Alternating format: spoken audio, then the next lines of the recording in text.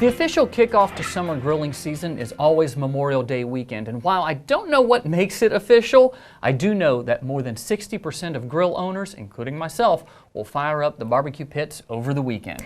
How much is that cookout going to cost you, though? TWILA's Neil Melancon went to Calandro's on Perkins Rd in Baton Rouge to find out in this week's Bottom Line. If you're like most folks, you're headed to a place like this ahead of this Memorial Day holiday. Here we are at Calandro's on Perkins Rd in Baton Rouge, where as you can see, they are fully stocked up for the start of the summer grilling season.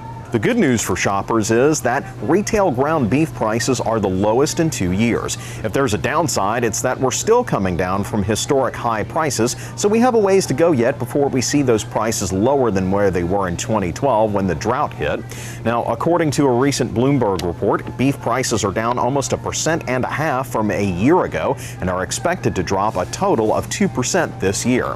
This weekend and the summer grilling season will be the determining force in how much of a drop there is.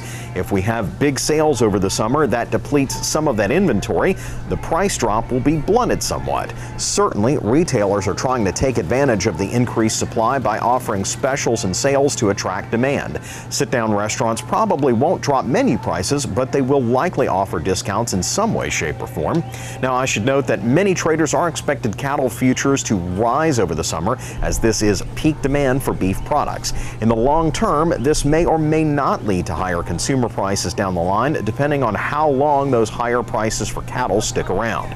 Short term, over the next 6 months or so, your grocery store will be insulated from most of that price rise, as inventory in feedlots and freezers are high. The bottom line is we're finally starting to see the effect of a higher cattle inventory on consumer prices. These low prices may fluctuate week to week, especially over the summer, but it looks like they are here to stay. In fact, here at Calandro's in Baton Rouge, they're ahead of the national average, dropping 5 to 8% over the last 6 months, although they do say it can fluctuate week to week. And that would be my advice to you here at home. Here you have ground beef at Calandro's at just under $3 per pound, and wherever you're grocery shopping, you should definitely look for those specials week to week, especially here ahead of Memorial Day. There are a lot of deals out there to find. Yeah, that's enough for about one hamburger for you, Neil. Thanks.